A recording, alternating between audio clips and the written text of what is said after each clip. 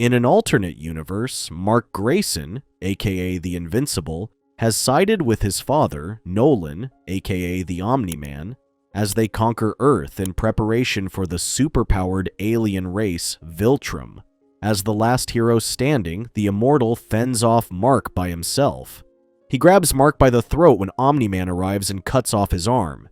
He struggles to fight them both with one arm, so Omni-Man breaks his other arm and quickly decapitates him.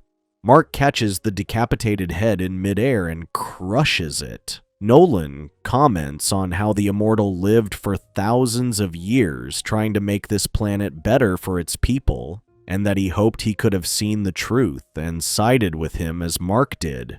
In a devastated city, Mark goes on air urging everyone to stop rebelling against the Viltrumite Empire. He promises them food, shelter, health, and security, but warns them that the more they resist, the worse it gets. A hooded man walks across the city unnoticed and into an underground base. He reports back to Robot and Adam Eve, having secured the null energy where the Immortal had to sacrifice his life for it. Suddenly, the ground shook, and both Invincible and Omni-Man showed up.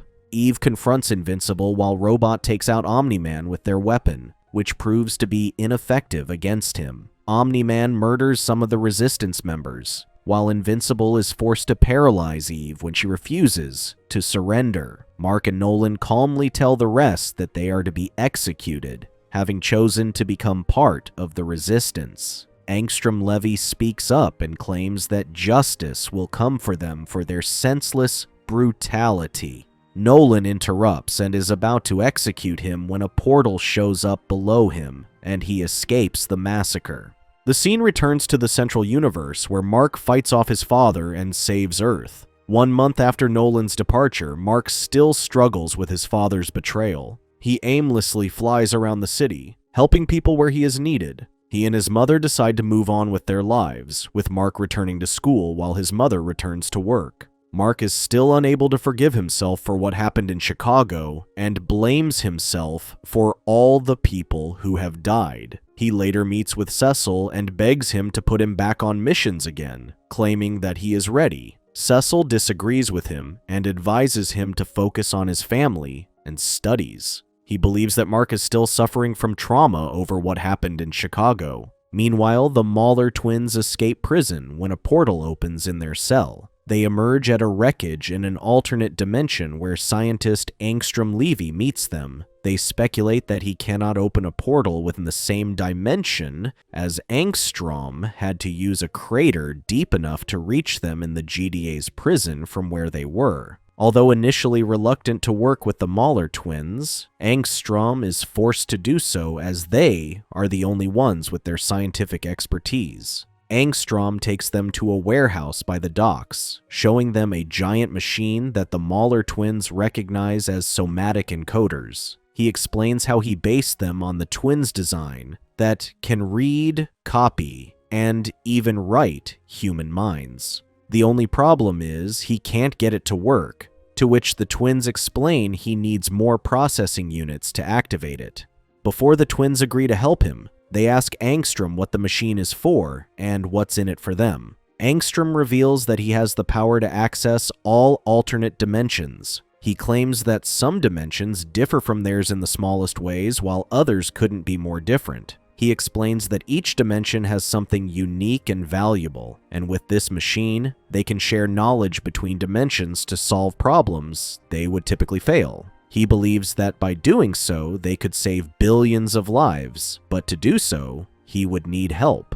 Angstrom has collected various alternate versions of himself, which would help provide intimate local knowledge of their home dimensions to determine what they do best and how to get it here. Using the device, he intends to copy their knowledge into his brain. One of the twins asks why not just ask them questions, to which Angstrom responds that only someone who can see the whole puzzle can put it together. He asks for the twins' help, and in exchange, he promises them any single dimension they want. Somewhere in the city, the Guardians struggle to take down a giant creature on a rampage. Rex Splode keeps it distracted while the others evacuate the citizens. Monster Girl knocks the giant on one leg while Black Samson and Shrinking Ray use their powers to take it down. Robot suggests dropping the giant into a multi-level parking garage below it. He laid out the bomb charges, but the giant knocked him down before he could blow it up. Rex blows it up, and the fight continues underground.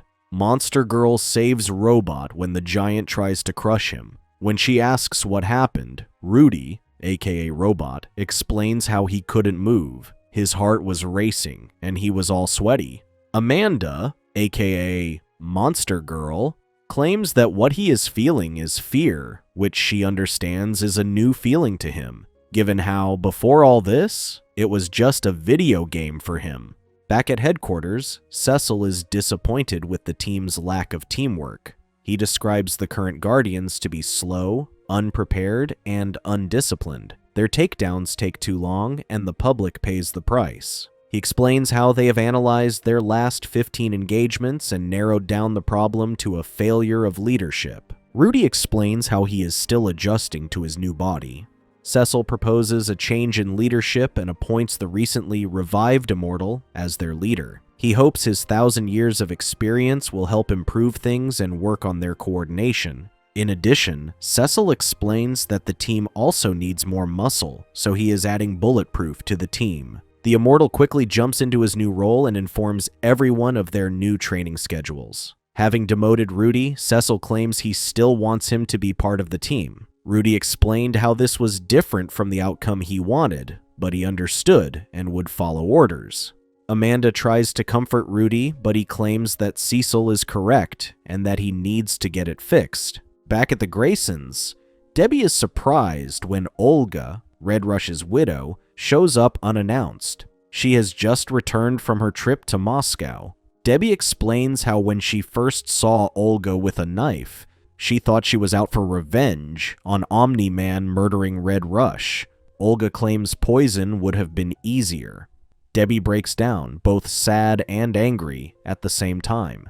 She is furious at Nolan for killing so many people, and even almost killed Mark, his own son. What got to her was when Nolan claimed she didn't matter, and that he only thought of her as somewhat of a pet. She apologizes to her for how she's acting, and explains how she doesn't have anyone to talk to. She keeps it all inside, and describes it as like acid that's eating her away until she's hollow. Olga worries she won't be there to help her through this, so she gives her a card from a therapist she knows who helped her when she was grieving Red Rush's death. At school, Amber, Mark's girlfriend, helps him get his mind off things and explains that everything that happened in Chicago was not his fault. He later confided in Eve, telling her that he had always wanted to be like his father growing up. After everything that has happened, he worries that it might actually happen and that he'll become him without him knowing. She reassures him that he is not his father and that the world knows that. Following their escape from prison, Cecil and the GDA finally track the Mauler twins down at a warehouse near the harbor. Although they are still determining what the twins are building, they confirm it is big and dangerous. When Cecil is about to call in the Immortal, Mark shows up and begs him to let him work for him again. He promises to follow orders and let him make the calls. Given the urgency, Cecil suddenly agrees to bring Mark in when they suddenly receive reports of massive energy spikes. The Mauler twins hook up the other angstroms to the machine while demanding the main one to open the portals so they can hook their device to the ones in the different dimensions. They intend to use the machine to gather the collective knowledge of the alternate angstroms to advance Earth's technology and save others. The twins warn Angstrom that once they start, it will be impossible to stop, and that severe brain damage would be the least of his problems if he does. While transferring thousands of memories into Angstrom, Invincible shows up determined to stop them. He tried to get them to surrender, but the Mauler twins refused. Angstrom tries to reason with Invincible and explains that they are doing this for the greater good. When Invincible refuses to stand down, Angstrom uses his powers to summon alternate versions of the Mauler twins across dimensions. Although physically strong, Invincible is outnumbered and eventually overwhelmed by their numbers. They brutally beat up a weakened Invincible and nearly killed him, which was against Angstrom's wishes. Seeing Invincible covered in blood, Angstrom claims he won't build his utopia with blood, and prematurely stops the transfer as he forcibly tries to remove the device on his head. The machine explodes violently and destroys the entire warehouse. The explosion takes out most of Angstrom's alternate selves, and many of the present Maulers. The Immortal and the Guardians arrive on the scene, finding a beaten-up Invincible unscathed from the explosion.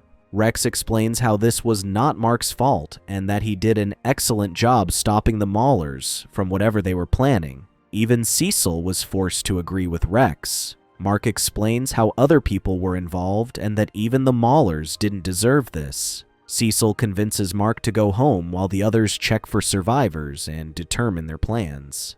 Mark comes home with his mom asleep on the table with wine spilling everywhere. Debbie was shocked to see her son bruised, to which he explained that he was working with Cecil again. He claims he fought with the Mauler twins, and the warehouse exploded. He offers to make her dinner, to which Debbie appreciates the effort. She handed him the mail from one of the colleges he had applied for. Mark later meets up with Amber to open their application letters together. He finds out they have both been accepted at Upstate University and is thrilled with the idea of still seeing each other at school. On his way home from Amber's, Mark is suddenly confronted by the Immortal. He claims Cecil may believe he is on their side, but the Immortal thinks otherwise. He leaves, but not before telling him he will watch his every move. Amidst the wreckage from the earlier explosion, one of the original Mauler twins survives, albeit disfigured. He is furious at Angstrom for prematurely removing the helmet despite his warning. When he hears some noise,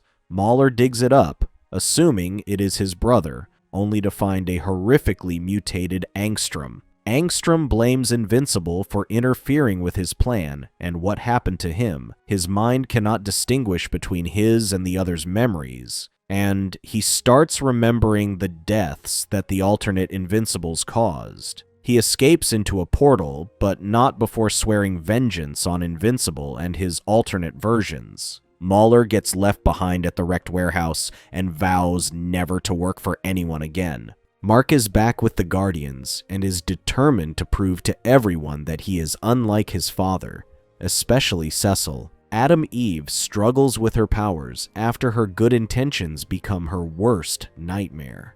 Meanwhile, the Guardians find another teammate in Shapesmith, whom the team welcomes despite his questionable origins. Debbie sends Mark to college, who will attend Upstate University with his friends. Mark worries that his mother will be alone and wonders if she will be okay. Debbie reassures him that she will be fine, and that anger is part of the grieving process. After stern reminders, they hugged it out before going their separate ways. Debbie later realized she needed help coping with what she was going through, and found the courage to ask for help. She finally calls the number on the card Olga left her, which she claims helped her. William criticizes Mark's fascination with childish superhero posters. Still, Mark convinces him that it would only make William more desirable in comparison, after seeing how mature everyone else is in the dormitories. Mark throws out his toy collectibles except for his seance dog plush doll.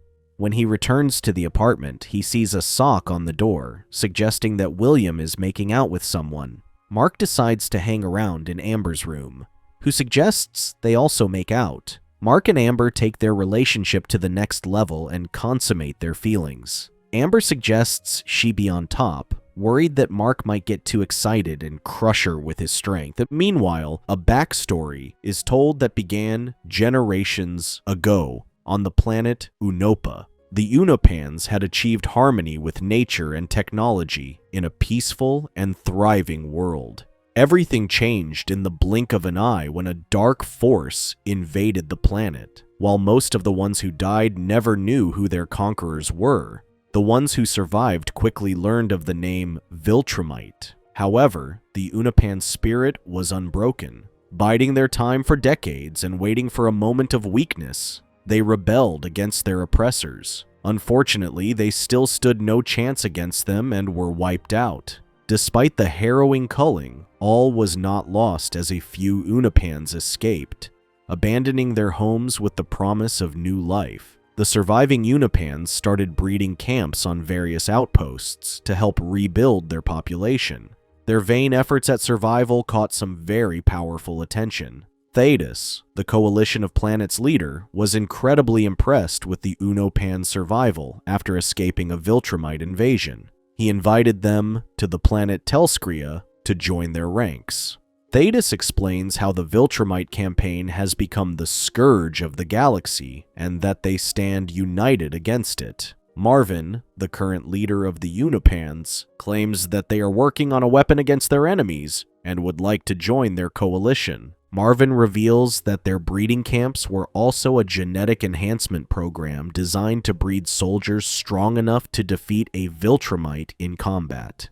The results were not promising until they created Alan, their first and only success at creating a super soldier. From the day he was born, Alan was trained to be their greatest fighter against the Viltrumite scourge. Even before adulthood, an opponent could not be found strong enough against him. Sooner than expected, Alan is to embark on his first mission. While stronger than most of the universe, Alan still couldn't match a Viltrumite in combat. The program was soon considered a failure and ended. Instead, Alan was made a planetary evaluation officer. He was sent to discover any being that could defeat him, hoping to find an ally strong enough to fight against Viltrumite. Alan was supposedly sent to Urath to find incredible fighters, but accidentally ended up on Earth, where his mistake led to his fateful meeting with Mark Grayson, half human and half Viltrumite. Alan returns home to Teleskria after a long voyage in the galaxy, bringing hope for the Coalition. He was later greeted with criticism for his mistakes. General Telia escorts him to meet with the council leaders for an update. She informs him how Viltrumite attacked Acreon after they had just joined the council, which scared off the other planets. Alan explains that when he warns Mark about how a Viltrumite lives among them, he discovers he is half Viltrumite himself. When Omni-Man decided to conquer the planet, Mark tried to stop him. After the fight, Omni-Man leaves Earth and disappears completely. The other council members are appalled by Alan's report and refuse to acknowledge it, still harboring ill thoughts and doubts regarding a Viltrumite. Alan insists that Mark is unlike any of his kind. Thetis claims one can learn from Alan's report and declares it Viltrumite's weakness. He explains that this is the first weakness they found and must learn to exploit should they want to win against Viltrumite. Alan discusses the potential of recruiting other Viltrumite kids to their cause with Telia. Still, she wonders why they breed with other races when they strongly believe in racial purity. Before Alan leaves, Thetis meets with him and confides how it is alarming that Acreon was hit so soon after joining the Coalition. He suspects the Viltrumites have a spy in the council and asks Alan to find the mole within their ranks. After rigorous lovemaking, Alan and Telia later eat at a space diner. When he was about to tell her how Thetis wanted him to find the mole in the council, he suddenly got whisked away by 3 Viltrumites. The Viltrumites question him if the reports about Omni-Man abandoning his post and having a kid are true. Worried that Telia and the others will get dragged into their fight, Alan plays dumb and refuses to answer their questions. When they realized they couldn't get anything out of him, the Viltrumites showed no mercy. They played around with him, beating him up until his insides burst wide open and leaving him for dead. Alan survived the onslaught, but is still unconscious, as the machines hooked up to him are keeping him alive. Telia claims that Viltrumite must have feared what Alan discovered. Thetis concurs and asks Telia to rest while he watches over Alan. As soon as she left, Thetis turned off the life support systems, suggesting that Thetis may be the very mole they were looking for. Back on Earth, duplicates confront Rex, who is making a big deal about her making out with the Immortal. He is furious at her for cheating on him, but she calls him out for cheating on her with Eve first. She tried to talk it out, but he was being immature. Duplicate explains how the immortal is the only one who can understand how she feels, having died as often as she has. Meanwhile, Amanda finds Rudy listening to Strauss, trying to compartmentalize his brain to handle fear. He explains how he was unsatisfied with his performance against the giant, having felt fear for the first time. Hoping to resolve the problem, Rudy set up this visual feedback system so he could practice controlling his fear response via meditation and active thought. Amanda worries that Rudy is going through so much trouble eliminating fear when it usually happens for a good reason. Rudy explains that fear is an extraneous emotion that serves no real purpose for someone like him. Although she disagrees with his thinking, Amanda supports him with whatever he wants to do. Before she left, Rudy mustered enough courage to overcome his fear and asked Amanda if she would like to go to the movies with him, which caught her by surprise. Amanda was shocked to discover that Rudy had never watched a movie at a theater before. He explains how he had more important things to do than watch a movie. Hearing him say that, Amanda asks him to tell her about his childhood someday. When they were about to buy tickets for a horror movie, the usher refused to sell them, explaining that it was an R-rated movie for which they would need a parent to accompany them. Amanda later pays a woman to pretend to be their parent, so they can buy tickets. Realizing that this was Rudy's first movie, she wondered what other standard stuff he hadn't done yet. After their movie, Amanda takes Rudy to a local burger shop, who quickly falls in love with the food. Debbie finally finds the courage to join a support group for widowed superhero spouses, which Olga strongly recommends. Carol quickly welcomed her to the group and set some ground rules. She explained how they are strict regarding identity and advised her only to use first names. She tells her she is only required to share once she is ready. After the group session, Debbie finds closeness in Theo, a support group member. After realizing she doesn't want to go home, he invites her for a quick drink at a local bar. Once Debbie gets comfortable, she starts discussing her beautiful memories with Nolan. She even tells him they had to make a snowman at the North Pole when Mark began to cry about not seeing Santa's workshop. Debbie later realizes that Theo is the husband of the late Alana, aka the Green Ghost, whom Omni-Man killed along with the rest of the Guardians of the Globe. She makes an excuse to walk out of the bar, to which Theo runs after her, but quickly admonishes her when he finds out that she is married to Omni-Man, the man who killed his wife. Theo tells her not to return, as he fears it won't be a safe space for her anymore. After making out with Amber, Mark returns to his room, where he thought William was already asleep. He asks Mark for details on the deed, but refuses, and changes the topic to him, who had the sock on the door, when he returned.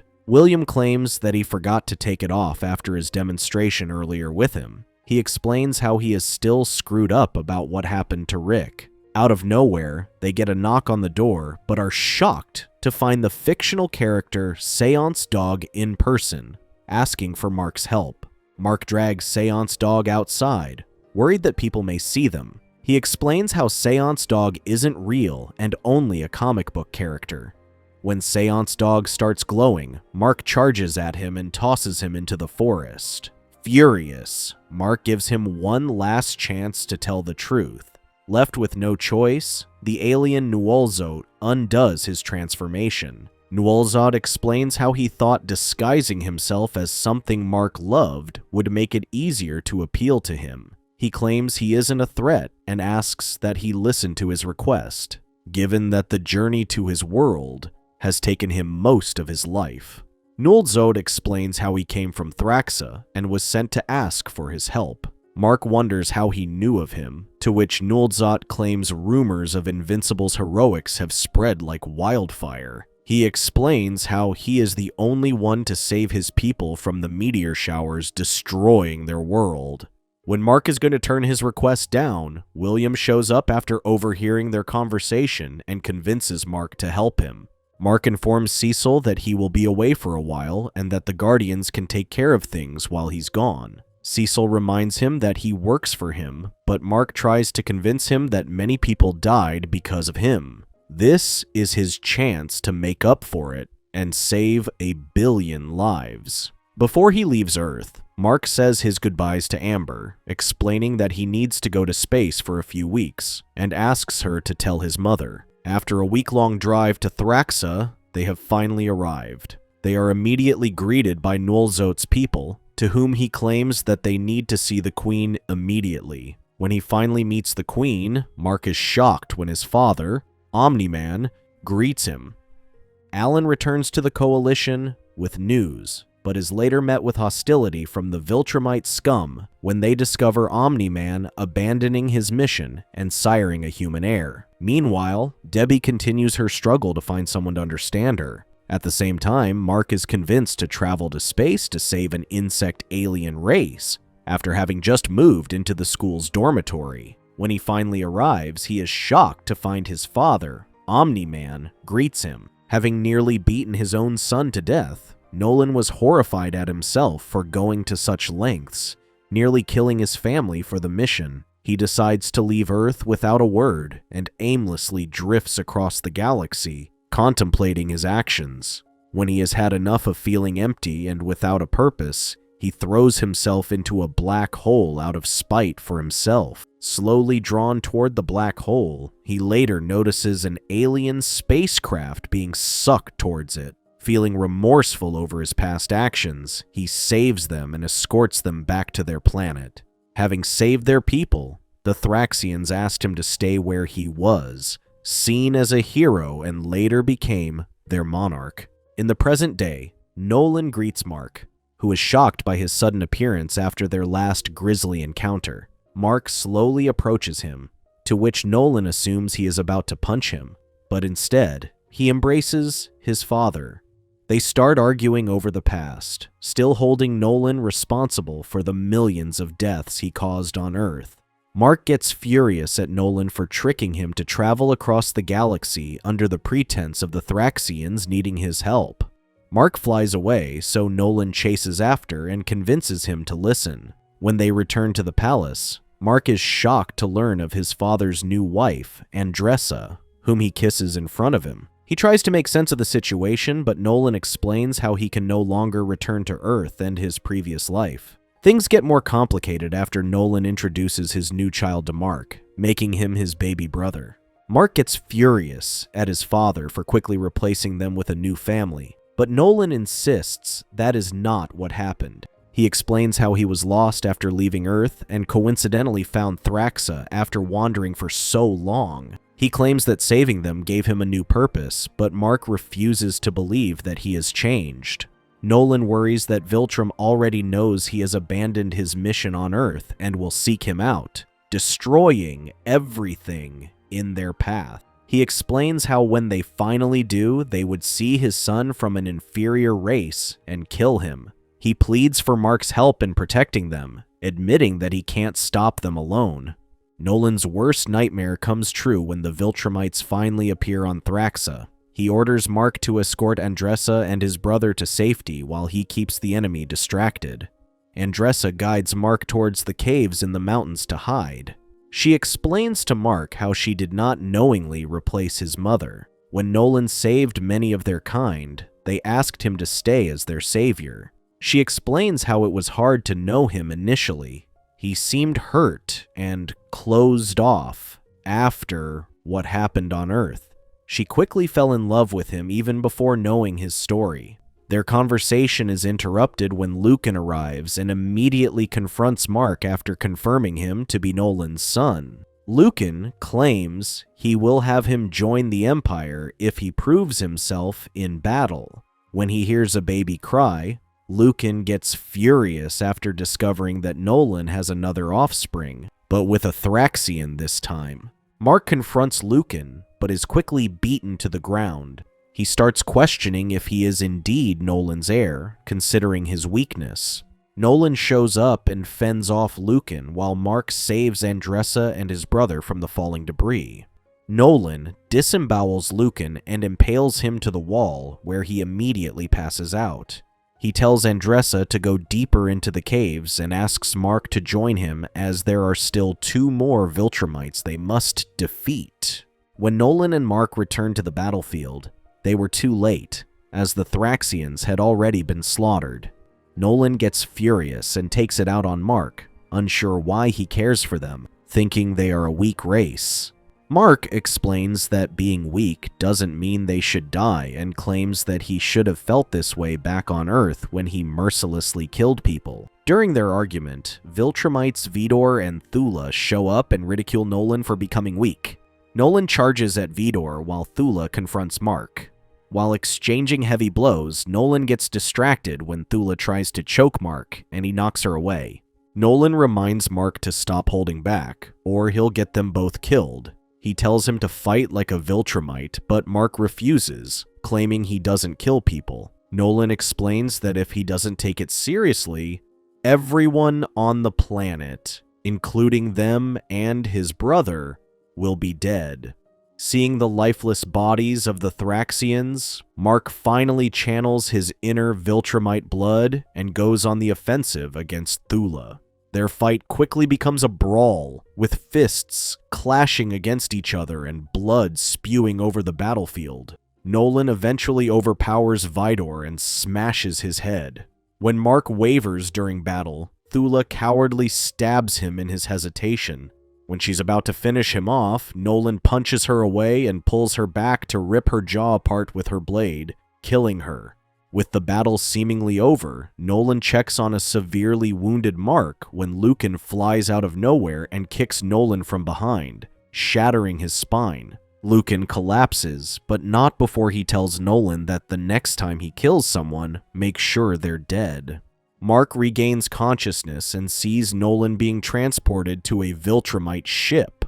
In his last moments, Nolan reminds Mark to remember his good works, deeds, and books, urging him to read them before losing consciousness again. Later, Mark wakes up with General Craig before him. Craig explains how he survived his first actual battle and proved himself worthy of his Viltrumite heritage. He landed a heavy blow to Mark's head when he dissed him off. He informs Mark that they are taking Nolan to be executed while he is sent back to Earth to continue his father's mission and prepare Earth for Viltrumite's conquest. Realizing Mark's reluctance and the moral dilemma he would have, Craig gives him the option of killing a few humans to make them submit, or they will kill millions if they still find the humans defiant against them. Before he left, he warned Mark that, unlike his father, they would not change their mind and would soon check on his progress. Meanwhile, back on Earth, Debbie walks around barefoot, still abashed by the shocking confrontation with Theo from the support group. Still in a daze, she nearly attempts suicide as she stares at the car highway. She later winds up at the cemetery in a supposed grave for Nolan and questions why he chose to marry her when he could have just conquered Earth. Debbie breaks down in tears, unable to understand why she had to suffer. She later goes through their family pictures at home when Art Rosenbaum suddenly drops by to check on her. She wonders if everything that she went through with Nolan was ever real. Art claims she is strong, having to live with Nolan, stand up to him, and raise Mark the way she did. The next day, Debbie met with Cecil and cut off all ties to the GDA. She refuses to accept money from him or from Nolan's books, and demands that he use it to support the survivors in Chicago. She explains how the support they have been receiving from him takes hold of them, and that they would like nothing to do with them anymore. Cecil tries to convince her otherwise, claiming she is making a big mistake. He tells her to contact him if she changes her mind, but she firmly stands by her decision. She then packed up all of Nolan's books and left them outside on the curb before she left the house. Donald drops by the Graysons, hoping to speak to Debbie after the awkward encounter back at headquarters when she goes in to talk to Cecil. When no one answered, Donald was immediately drawn towards the giant crater on the front lawn. It was previously the house's location where the former Donald and the GDA soldiers cornered Omni-Man before it exploded. He later unearths a pair of broken glasses under the debris, the same glasses he's wearing. Donald returns to base after his discovery and sneaks into the server room. He tries to check on the surveillance footage of the Graysons, but his credentials don't work, so he uses Cecil's instead. He was horrified at seeing the footage where Nolan tried to kill him before the house eventually exploded. After seeing the footage of what seemed to be his death, Donald starts to question how he is alive now. He cuts into his arm and is relieved to find that he is bleeding. He then saw a nick in the blade when he grabbed the knife, suggesting that something inside him made it bend. Cecil summons him, but he remains unresponsive, still shocked by the discovery. A depressed Eve drops by the campus to meet with Amber and William, looking for Mark. They explain how Mark is away for a mission on a faraway planet and have not heard back from him since. When Amber's and William's college friends call them, Amber instead asks Eve to meet up with them for brunch. While in the city, Eve decided to stay at their old team's hideout. Kilcannon later breaks into the place to steal Robot's power source, assuming no one is home. Their battle takes them to a bridge where Adam Eve easily deflects Kilcannon's shots. Kilcannon attacks with a big shot, to which Eve deflects it but hits a civilian car. She tried to rush over to the car that was about to fall off the bridge, but Kilcannon hit her from behind. She tries to save them, but he continues to beat her down, and she momentarily loses control of her powers. She managed to outsmart Kilcannon, knocking him out with the force of his own attack. She then pulls the civilians out of the water and hands them over to the paramedics on the scene, who quickly gives them CPR. The next day, Eve returns home, and her adoptive father welcomes her back. Meanwhile, the surviving Mahler from Angstrom's incident successfully clones himself and returns to his old hideout.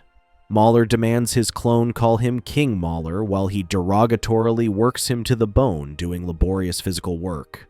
They continue working on the cloning device, intent on making more of themselves to get the job done. When he thinks everything worked well, the clone assassinates King Mahler by poisoning his lemonade with microtoxins. Mark is on a mission to stop the Sequids. After a brutal battle on Thraxa, a wounded Mark helps with rebuilding efforts. Neot tells him a ship is ready to take him home, but Mark insists everything will be fine. Andresa urges him to return home and take his brother with him. Back on Earth, Debbie is about to enjoy a bottle of wine when Mark arrives with news about his brother. Debbie forbids Mark from dropping out of college, and he reluctantly agrees. Debbie decides to take time off work to figure things out. At the Global Defense Agency, Donald confronts Cecil about his condition, learning he is now an android with only his brain intact. This revelation shocks Donald, especially when Cecil suggests he's better off without his memories. At college, Mark tells William about his time on Thraxa. William reminds Mark to see the dean after being gone for 2 months. Mark tries to visit Amber but is interrupted by Cecil, who scolds him for not checking in. Cecil threatens to take Mark's brother away but relents when Mark agrees to check in regularly. Mark meets with Amber, who has had a rough 2 months, dealing with her grandfather's death and failing a test. Donald, meanwhile, is haunted by visions of his android self. A woman informs him that long-range scanners have detected something. At the Guardians of the Globe HQ, Monster Girl trains against Duplicate. A buddy tries to warn Immortal about a man aging backward, but she accuses him of being controlling. Rex mocks Rudd about his girl trouble, but is interrupted by Cecil, who warns about the Sequids. He reveals that Shapesmith is a Martian who took the place of an astronaut. Shapesmith explains the Sequids have taken over Mars. Cecil stops the Guardians from punishing Shapesmith, and Immortal assembles a team to stop the Sequids. Adam Eve, feeling guilty after causing harm in Chicago, has quit being a superhero and lives at home. Rex reminds her of the good she does and asks for her help against the Sequids. Debbie struggles to find food Mark's brother likes. Mark asks about Nan's books, which Debbie threw out. This shocks Mark, as he hopes to use them to defeat the Vites.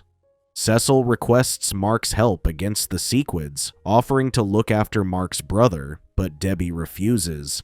On the ship, Mark and Eve catch up. Shapesmith explains that the Martian warship could hold millions of Sequids, and the Martians piloting it might help. Rudd suggests sneaking aboard, but Shapesmith warns they'll be shot down. Missiles are fired, and Eve uses her powers to protect them, allowing them to board the ship.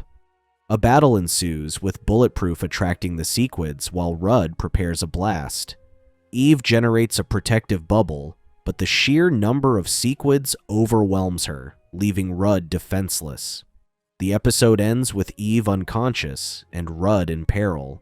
In a post-credits scene, Alan the alien is revealed to be alive and stronger. Thetis apologizes for turning off Alan's life support, explaining it was to make Alan either strong enough to face the Viltrumites or die. Thetis, a rebel Viltrumite, tasks Alan with finding Mark, believing Mark is the key to winning the war.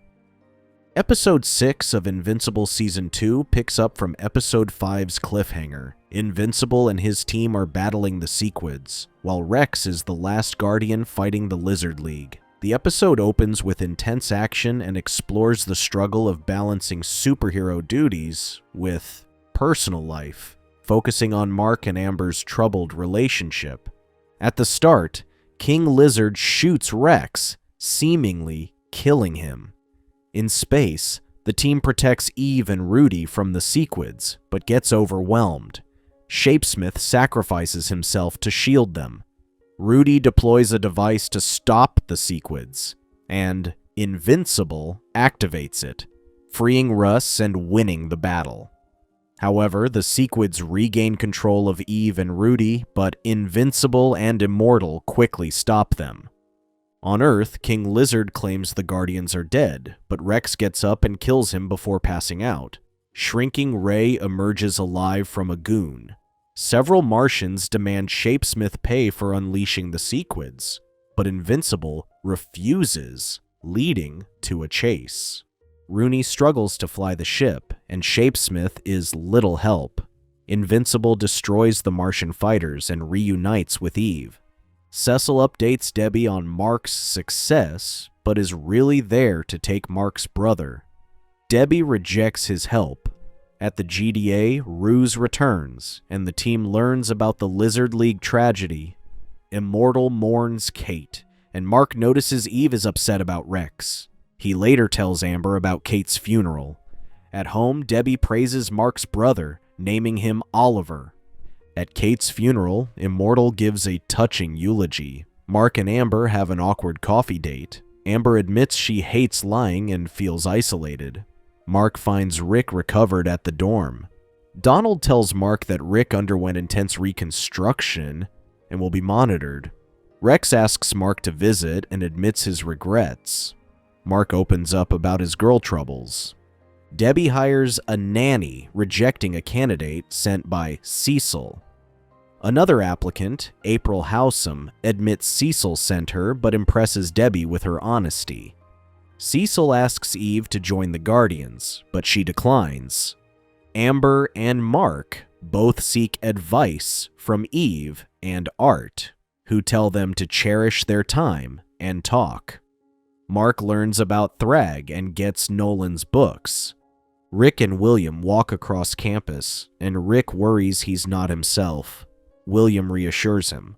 Mark looks at Nolan's books, which detail weapons against the Viltrumites. Cecil suggests Immortal take a holiday, but he refuses. A fast-moving object approaching Earth makes Immortal think Omni-Man is back, and he flies off. Alan the alien arrives and is attacked by Immortal, thinking he's Omni-Man's minion. Invincible breaks up the fight. Alan tells Mark about Thetis' identity and urges him to join the fight against the Viltrumites. Mark declines, but shows Alan Nolan's books. Alan takes the information back to Thetis. General Craig offers Nolan a chance to rejoin the Vites, but Nolan stays silent. Craig threatens Earth. Ruse, cleaning his home, vomits up a Sequid and takes control of it. In the post-credits scene, Angstrom Levy gets a new suit and travels through the multiverse to get revenge on Mark. Amber and Mark attend Comic-Con, where Mark experiences a meta moment as he sees fans dressed as Invincible. Mark checks in with Amber to ensure she's comfortable spending their alone time at Comic-Con, and she assures him that being together is what matters. This scene cleverly references the long wait between seasons 1 and 2 of Invincible, poking fun at fans' impatience. Mark waits in line to meet the writer of Shaun Dog and humorously asks about the next season, receiving the classic "animation takes a long time" response. Just as Amber is about to choose something she's interested in, Mark receives a call from Eve, needing help to find Rex, who has snuck out of the hospital on a mission. Amber assures Mark it's okay to leave her alone with his stuff, but this moment hints at underlying relationship tensions. Cut to the mission at a nuclear storage facility, where Rex struggles but gains confidence as he faces Octobos, a character from issue 25. Rex underestimates his opponent, but Invincible arrives just in time to help. Despite Mark's offer to handle the situation, Rex insists on finishing the fight to regain his confidence, successfully using his new hand weapon against Octobos. Rex jokingly mentions considering retirement, but acknowledges his need to return to action. Meanwhile, Rudy tries to convince Amanda to use his technology instead of transforming into Monster Girl, which she resists. Bulletproof critiques the Guardians, highlighting their flaws, while Immortal tells Cecil he's unfit to lead, feeling unstable. Cecil grants him temporary leave, assigning Rudy as his replacement. Rick suffers from nightmares about Sinclair's experiments and confides in William. Donald reveals his cyborg nature to Rick, sharing a touching moment about identity and resilience. This subplot, though minor, is emotionally impactful. Mark receives advice from his old principal, now his dean, about commitment, applying it to his relationship with Amber. Debbie starts to move on romantically, while Mark confides in her about his relationship issues. Debbie shares her own experience of loneliness while dating Nolan, emphasizing the challenges of loving a superhero. Rick reaches a breaking point, but Donald, revealing his struggles, helps him see value in their experiences. This deepens the theme of identity and decision-making. Mark cashes in a favor from Rex, allowing the Guardians to cover for him on a date night with Amber. However, their evening is interrupted by Anissa, a brutal Viltrumite agent, threatening Amber. Mark agrees to meet Anissa, who warns him about Earth's grim future without Viltrumite intervention. Cecil learns about Anissa's strength and prepares for potential conflict. Anissa tests Mark by having him help defeat an incoming kaiju. Despite initial success, Mark struggles, and Anissa effortlessly kills the kaiju. She insists Viltrumite's intervention is necessary, but Mark refuses, leading to a brutal fight where Anissa severely beats him. Anissa leaves after realizing Mark won't concede, warning that another Viltrumite will come. Mark, embodying his name, Invincible, survives the ordeal. Cecil cancels Mark's nights off, stressing the need for better preparation. Mark's relationship with Amber ends as she acknowledges the dangers and her inability to control his actions. Their breakup is poignant, with Amber realizing she can't live in his world. The episode concludes with Mark receiving a call from his mother, only to find Antrim holding Debbie and Oliver hostage, setting the stage for a tense finale. In a post-credit scene, Anissa reports her failure to the Viltrumite general and encounters Alan, who displays newfound strength. Alan's capture seems strategic to contact Nolan and persuade him to fight against the Viltrumites. In the finale of Season 2, we open in a red, smoke-filled room where Nolan is dismantling robots. Guards enter, trying to take Nolan out, but he easily dispatches them, revealing he is not incapacitated. Nolan speaks for the first time in this part as a general enters, impressed and declaring Nolan ready for execution. which requires peak performance. We cut to a random man hyping himself up before Mark arrives home, responding to Angstrom's call from the previous episode. The title card is fully cracked and blue. Mark finds Angstrom holding his mother Debbie by the neck, threatening to snap it if Mark approaches.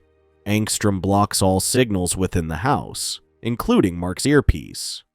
He reveals that Mark's identity is public in over half the realities he exists in, explaining how he knew about Debbie. Mark is clueless about who Angstrom is until Angstrom shows him what happened the last time they met. Mark tries to reason with him, saying Angstrom needs help because his machine exploded. In anger, Angstrom throws Debbie and Oliver to the ground and taunts Mark, throwing him into another reality where dinosaurs can talk and argue over eating him. Mark is then brought back to his reality, where Angstrom holds Oliver, admiring his purple skin. Angstrom doesn't intend to kill them, but threatens them to hurt Mark. Angstrom throws Mark into another reality, where he encounters a person with metal arms fighting someone resembling Spider-Man, who is credited as Agent Spider in the episode. Angstrom throws Mark into more realities, including one similar to The Walking Dead, while Debbie tries to fight back, learning about alternate Debbies who join Nolan and Mark in their massacres. Debbie convinces Angstrom that Mark is a true hero, and he is the villain, enraging Angstrom, who breaks her arm and threatens Oliver. As Mark keeps traveling through different realities, he meets various characters, including a Batman-like figure. Mark returns and, seeing his mother injured, loses control, attacking Angstrom furiously. Angstrom reveals upgrades from different doctors across the multiverse, overpowering Mark. However, Mark, filled with rage, gains the upper hand and kills Angstrom, marking his first kill. Mark, stranded in an unknown location, has a mental breakdown. Nolan, meanwhile, is enduring a beating, determined to stand on his own. Alan the alien communicates with Nolan secretly, reassuring him. Mark meets older versions of the Guardians, who have a time machine. They warn him not to disrupt the time stream, but to allow him to return to his reality. Mark, relieved, receives a message from Cecil before almost revealing his powers publicly. At the Pentagon, he learns his family is safe. Debbie acknowledges the necessity of killing Angstrom. Mark, struggling with his actions, confides in Cecil, who reassures him. At the Guardians' headquarters, Rudy convinces Amanda to go on another date, while Immortal reconciles with Kate. A seemingly random scene shows two women encountering a mummy, which might be an inside joke. Mark, flying through the sky, reflects on his past and his father, ultimately deciding to quit school to focus on controlling his powers. He visits Eve, who offers her support. The post-credits scene reveals Nolan in prison, speaking with Alan, who informs him about his conversations with Mark and Nolan's regret over his past actions on Earth. The end. Thank you for watching. Check out these other videos and make sure to subscribe and tap the bell to be notified about our latest videos. See you next time.